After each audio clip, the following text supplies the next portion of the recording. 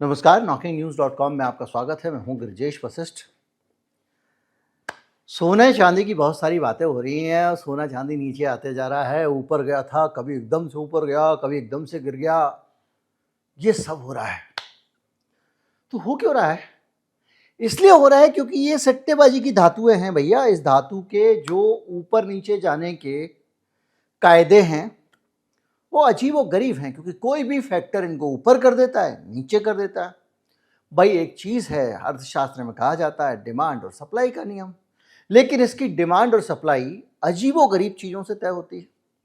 और इसी के कारण आज हम एक तीसरी धातु पे बात करेंगे जो इससे बिल्कुल अलग है, जो ऊपर तो जाती है और आने वाले समय में उसकी बहुत डिमांड बढ़ने वाली है, लेकिन वो धातु सोने चांदी की तरह सट्टेबाजी से तरक्की नहीं करती है, मेहनत से तरक्की करती है। जैसे ऑफिस में होता है ना, कुछ लोग जुगाड़ से तरक्की करते हैं, कुछ लोग मेहनत से तरक्की करते हैं, कुछ लोग इमोशन से तरक्की करते हैं और कुछ लोग मेहनत से तरक्की करते हैं, परफॉर्मेंस से तरक्की करते हैं।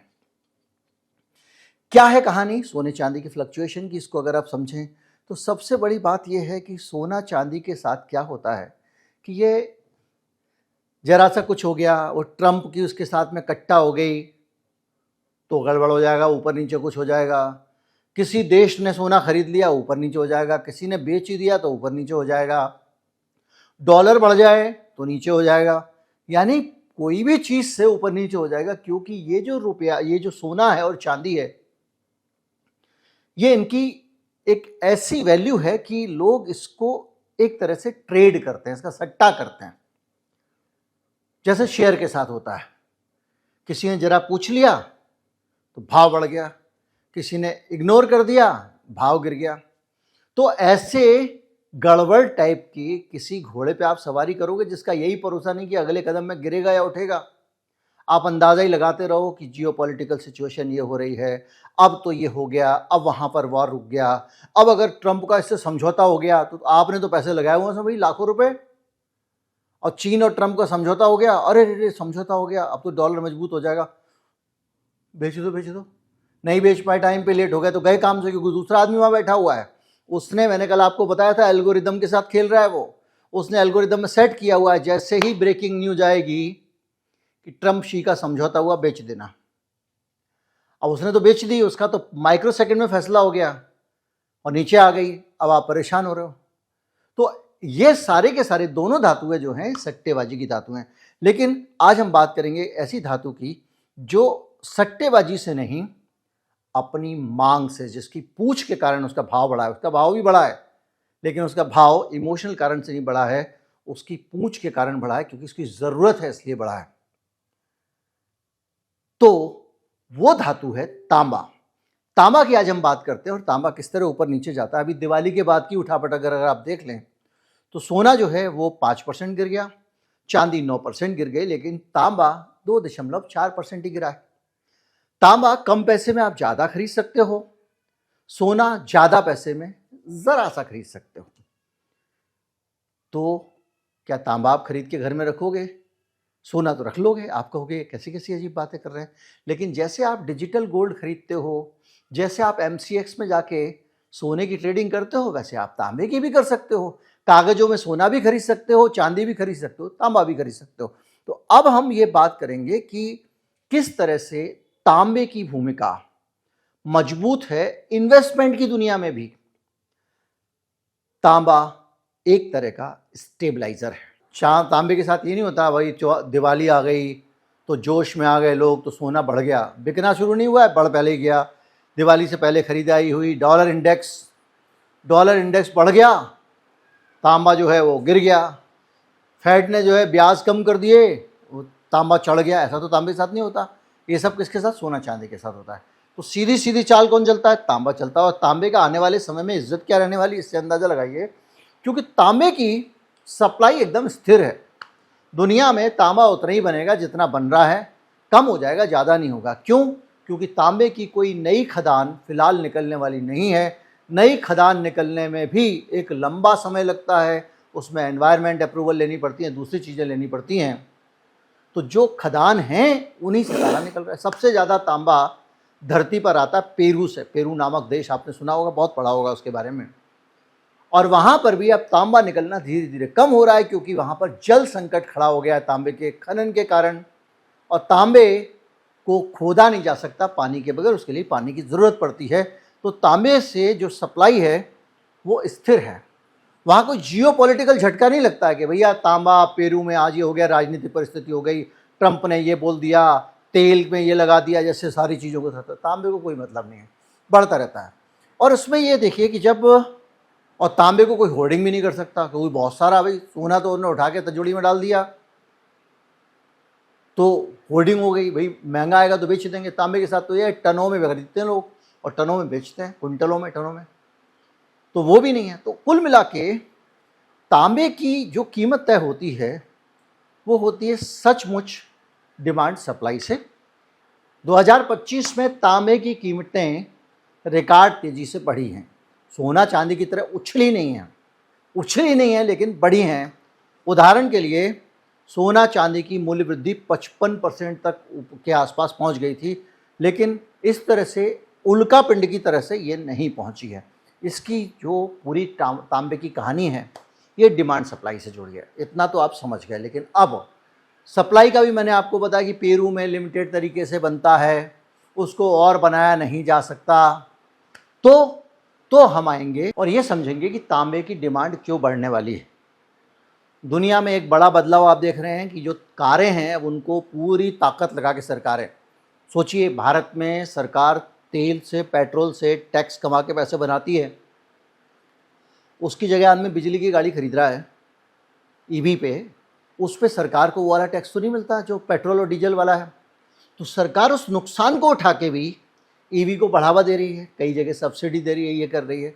और ये पूरी दुनिया में चल रहा है, क्योंकि जो दुनिया का सुप्रीम बॉस है उसका आदेश है कि सब लोगों को ईवी को आगे बढ़ाना है, तेल पे निर्भरता कम करनी है।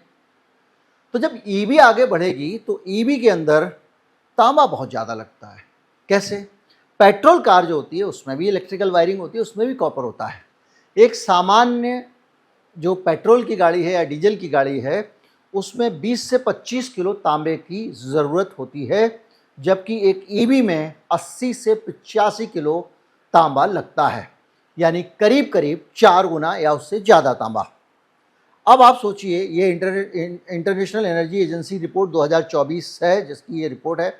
इसका मतलब ये है कि जैसे जैसे ईवी बढ़ेगी तांबे की डिमांड बढ़ेगी। इसके साथ साथ क्या हो रहा है कि जैसे चांदी की खपत बढ़ रही है सोलर एनर्जी के कारण, वैसे ही तांबे की खपत भी बढ़ रही है, क्योंकि सोलर सेल में चांदी तो जरा सी लगती है, लेकिन तांबा बहुत लगता है।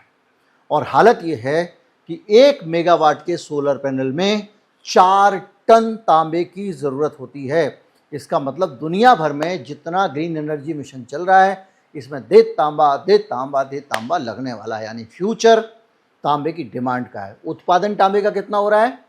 उतना ही हो रहा है जितना हो रहा था पेरू के अंदर, और भी खुदाई कम हो रही है, और भी 1-2 देश थोड़ा बहुत कर रहे हैं, लेकिन तांबे का उत्पादन नहीं बढ़ रहा है, स्रोत नहीं बढ़ रहे हैं। हालत क्या है? इसके अलावा तांबे की जुगाड़ लगातार बढ़ती जा रही है। सबको कॉपर चाहिए, चीन हो, यूरोप हो, भारत हो।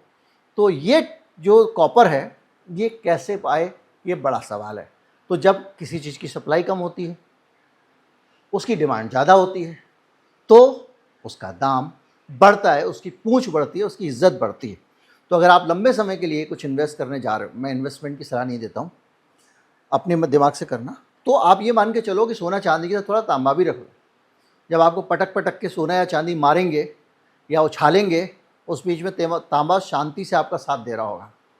ऐसे समझ लीजिए तांबा, आपकी बारात चल रही है, आपके बगल में बैठा हुआ वो आदमी है जो देख रहा है, बेटा पानी तो नहीं पीना है तेरे को, चल पसीना पोंछ ले, ये रूमाल ले ले।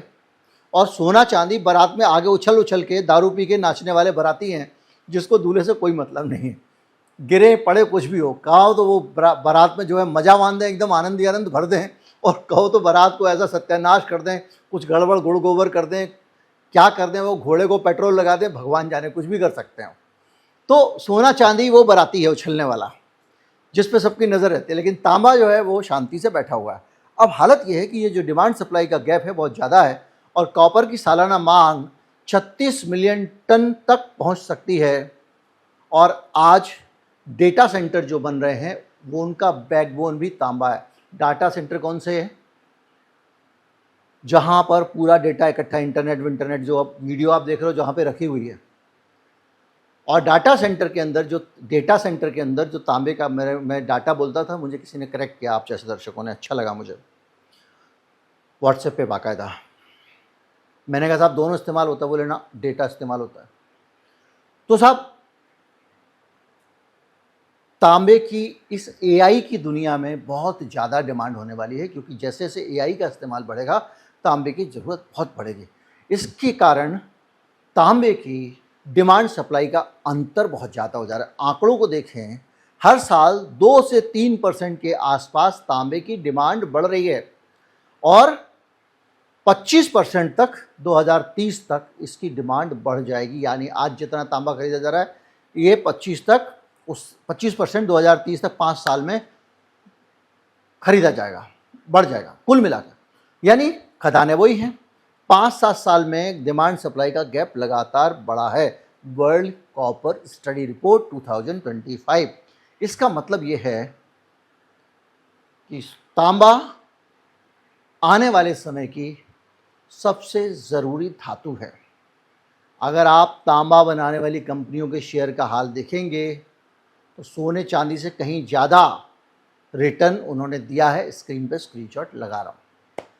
और तांबे की सप्लाई की एक और हकीकत यह है कि तांबे की सप्लाई ऐसे नहीं आ जाती है, अचानक किसी देश ने तय किया वो सोना बेचेगा तो मार्केट में सप्लाई आ गई। खदान से निकलेगा, सीधे कंज्यूम होगा। वो एक इंडस्ट्रियल मैटर है, वो जिसको कहते हैं मेटल है, वो एक तरह की, ये मेटल दूसरी तरह की मेटल है, ये धंधेबाजी की मेटल है, वो एक इंडस्ट्रियल मेटल है। तो उसका जो कुछ है वो बहुत पुख्ता है। वो फैक्ट्री में ज़्यादा बनेगी, बाजार में खपत कम होगी, तब ही नीचे जा सकती है, जैसे कोविड के दौरान गई थी। अदरवाइज सीना तान के खड़ी रहती है। इनका तो ये है कि अभी अचानक भारत ने सोना खरीद लिया, सारे देश सोना खरीदना शुरू कर दिए, दाम बढ़ गया। बेच दिया किसी ने भी अचानक, रात को गिर गया। अभी पिछले दिनों बाकायदा चांदी खरीदी बहुत सारी वारेन बफेट ने। जॉर्ज सोरस, हो सकता है कि किसी अंदर ही अंदर खेल चल रहा हो, हालांकि सोरस ने रिटायरमेंट ले लिया है, वो पता चला कि उसने बहुत सारा सोना खरीद के दाम बढ़ा दिया और एक दिन धड़ाक से उसको शॉर्ट कर दिया। कुछ भी हो सकता है दुनिया में। तो ऐसे में तांबा ऐसी चीज़ है जो अपना शांति से रहती है। तो कुल मिला के अभी आज के दिनों में, आज के हालात में तांबा बहुत ज़्यादा चर्चा में नहीं रहा, लेकिन इस समय तांबे की याद आ रही है। तो लोग ये कह रहे हैं कि भैया जितना पैसा आपने इन्वेस्ट किया हुआ है, अगर 25%, लोग कहते हैं 25 से ज़्यादा नहीं लगाना चाहिए सोना चांदी हीरे मोती टाइप में, तो 25% अगर आप लगा रहे हो तो उसमें कम से कम नहीं तो 3-4% तांबे का भी कंट्रीब्यूशन इन्वेस्टमेंट में होना चाहिए। मेरा मकसद बहरहाल आपको ये बताने का था कि केवल दुनिया में सोना चांदी ही नहीं है, और भी धातुएं हैं। प्लेटिनम का भी बहुत ज़बरदस्त स्थिति है। प्लेटिनम की डिमांड नहीं है, हालांकि प्लेटिनम की डिमांड बढ़ने वाली नहीं है, लेकिन प्लेटिनम भी डिमांड से कम पैदा होता है। लेकिन उसकी कोई उस तरह से डिमांड नहीं है कि वो कहीं पे किसी चीज़ में, आप जैसे ये कैटालिटिक कन्वर्टर होते हैं कार के, उसके अंदर थोड़ा यूज़ होता है, तो उसकी इस तरह से कोई, और वो तो और उसका इस्तेमाल बंद हो जाएगा, क्योंकि ये तो कैटालिटिक कन्वर्टर तो धुआं छानने के काम आते हैं ना, ईवी में तो धुआं छनेगा नहीं। तो इसलिए जो है वो फ़र्क वो उतना नहीं डाल रहा है। उम्मीद करता हूँ वीडियो आपको अच्छा लगा होगा, आपको एक नई जानकारी मिलेगी। मेरा मकसद भी जानकारी ही देना होता है, ज़्यादा से ज़्यादा लोगों तक पहुँचाएं। चैनल को सब्सक्राइब कर लें। नमस्कार, जय हिंद।